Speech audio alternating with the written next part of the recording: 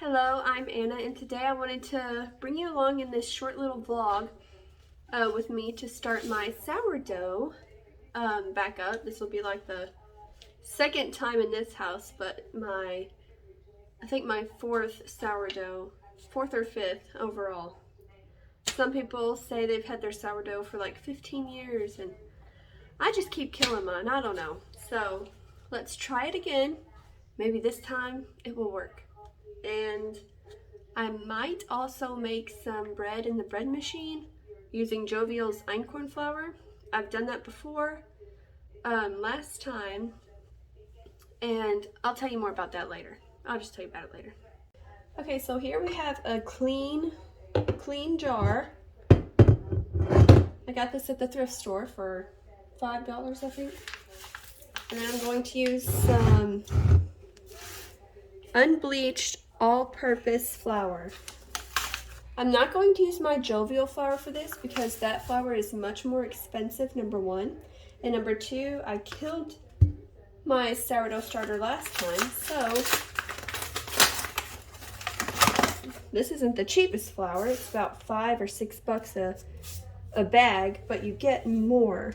I think this is a 5-pound bag. More flour in this rather than the 2-pound all-purpose Jovial bag. So I'm going to take half a cup.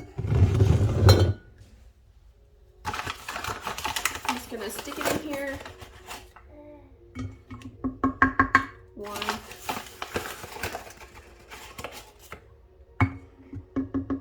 2. Okay. Then I'm going to take some clean Berkey water and do a cup of that.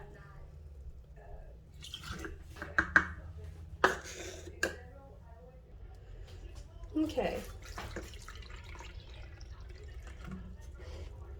So 1 cup of flour, 1 cup of filtered water, so I choose my Berkey water.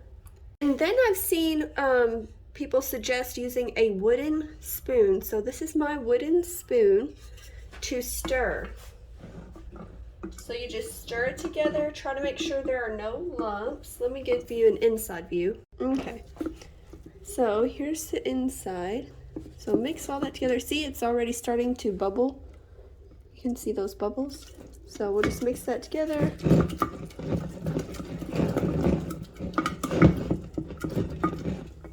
Mix that together.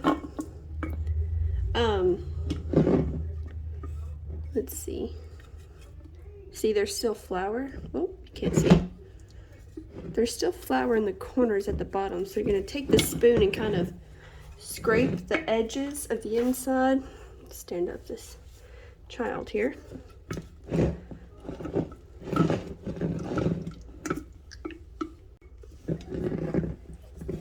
it doesn't have to be perfect, but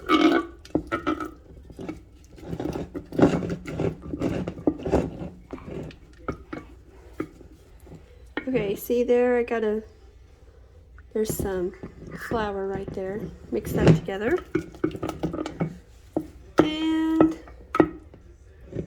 And, yeah, I think that looks good. Let's see if you can see that. Let me take the spoon out. I try to get as much off the spoon, but I'm not going to stick my fingers on there and contaminate it, so I'll just rinse that off. And then this is the inside. I don't know if the camera's picking that up. I think it's picking up my hand.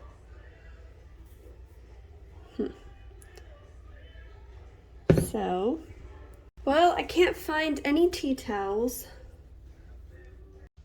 Okay, so like I said, I couldn't find a tea towel or anything, but I do have this linen cloth napkin. And I guess I'll just use that until I clean my towels. So I'm going to drape that over, and then I'm going to grab the lid to the jar and just place that on top, like so.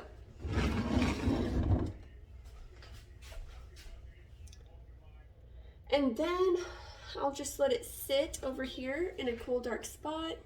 Okay, this is the corner of my countertop. So I have a little basket there and with some pens, pencils, markers, and whatnot. used candlesticks. So, the lid to my copper vase. Anyways, we're getting off topic. I'm going to leave my sourdough there and then check on it every day. And perhaps I'll make a video of like peeking inside. So like this is, let's say this is day 1, and then I'll do tomorrow, day 2, day 3, day 4, day 5, day 6, day 7. And then I'll compile those and make a, I'll compile those and then make like a video, your first week of starter and what it looks like, if it turns out correctly. Anyways, we're making progress on our ceiling. We did start out doing sheetrock, and I just don't like the way sheetrock looks. Don't like it. So now we're doing beadboard. Let's look. It looks so good. We see some imperfections. Like you see a gap there, but you just put some caulk up there and it'll fix. This one here, I think we're gonna have to take down and fix. But overall, it looks good. I am worried about the trim up there. See how close it is to the top of the cabinet? My father-in-law keeps saying just to add trim to that, but that's gonna have to be a teeny tiny piece of trim. I don't know how that's gonna work, but that's what he says to do, so I guess I'll figure that out sometime and just let them do their thing. So yeah, it looks really good so far. I'm really excited about it. I need a quick bite of something sweet to eat, so I'm just gonna have like a spoon or 2 of this salted caramel cluster cashew milk dairy-free ice cream. I'm not a huge fan of being dairy-free. Used to be vegan, then I stopped doing that. Now I have to be dairy-free because she has a milk allergy. I think she's gonna grow out of that. And I'm trying to find cow's milk, and I keep asking different people. I've looked on that website and all I can find is goat's milk like an hour away. So I don't know what I'm gonna do. Also, one thing I've been looking for at the thrift store are like little cute dainty spoons, because this is not cute or fun to eat with. It's huge and thick and modern. I don't like it. So anyways, this does have bits of cashew.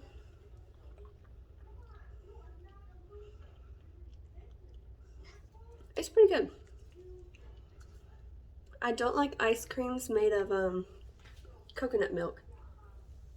You can't hide the flavor of coconut. They're lying. You can taste it. Here's some chunks of chocolate with some nuts. If you can see that. Oops.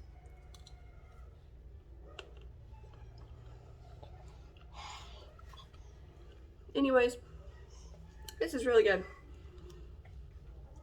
The whole container is 790 calories. So,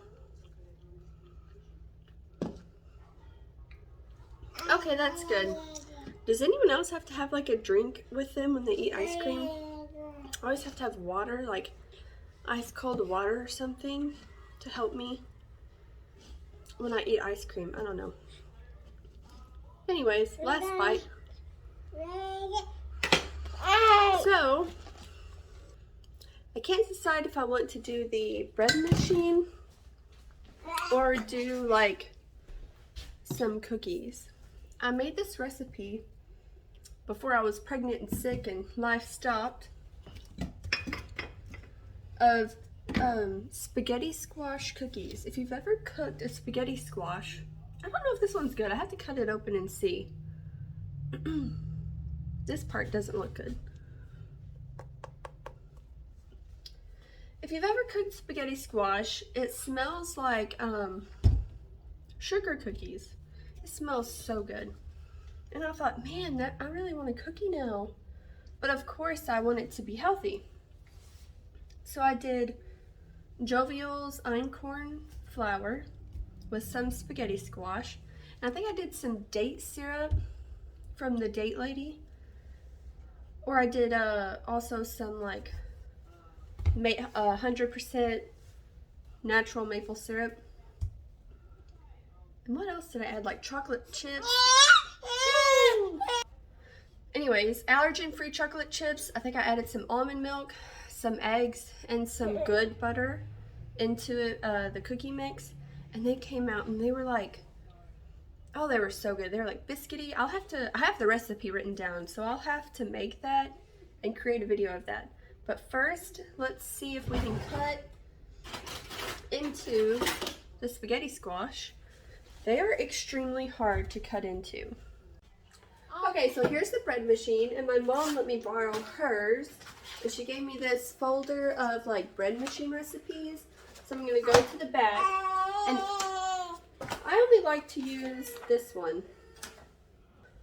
Okay, sorry, here's the recipe.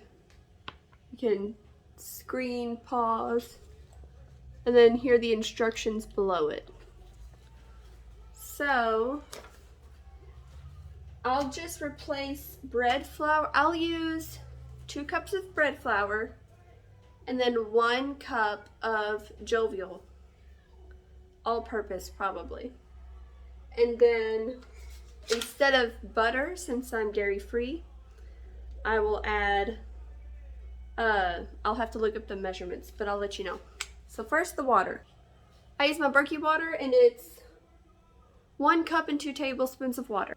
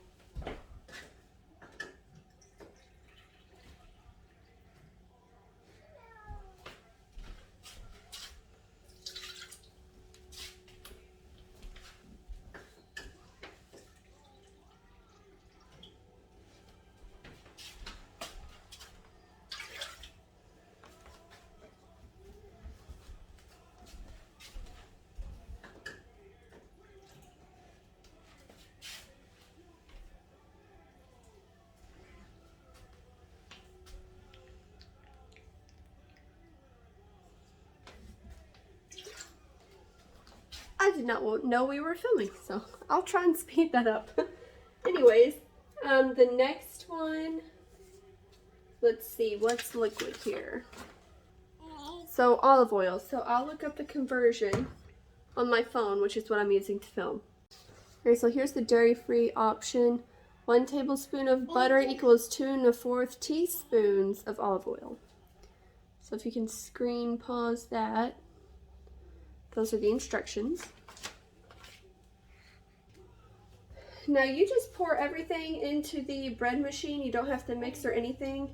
And if you don't have the money to buy one yourself, like I didn't, don't feel ashamed or embarrassed to ask around to borrow someone's.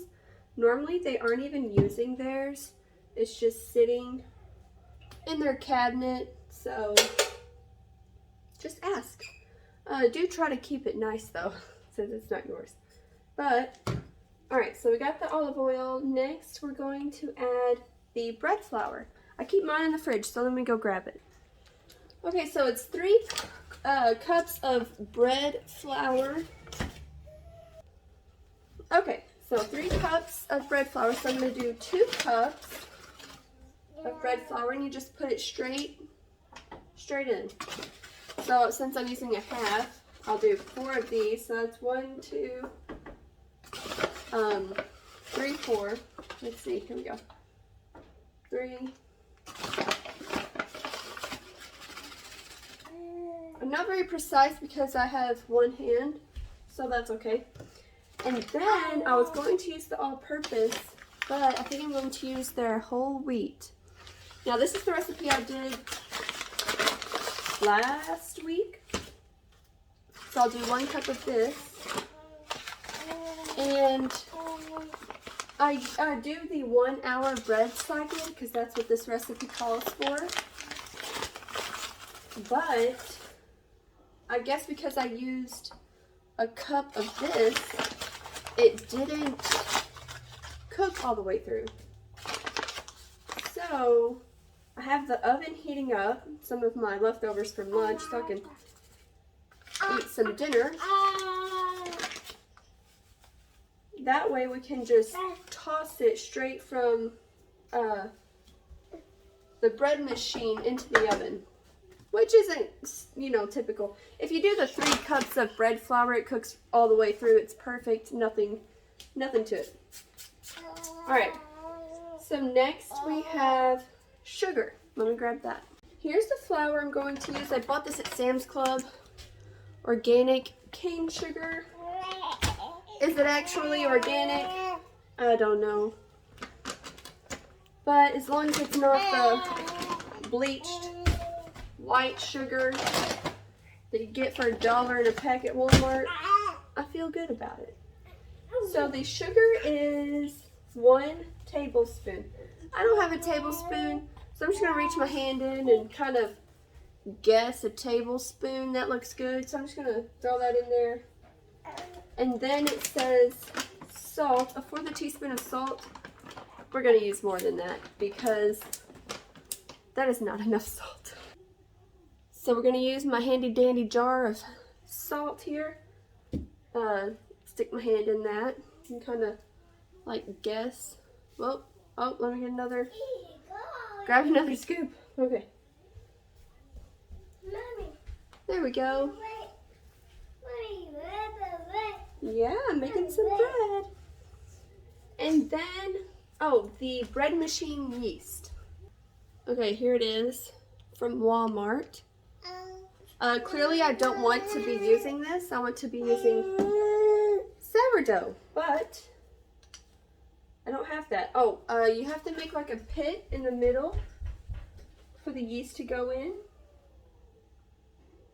Kind of let a little bit of water through is what I do. And so it's 3 of these.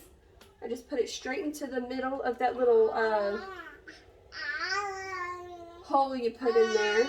So 3 teaspoons.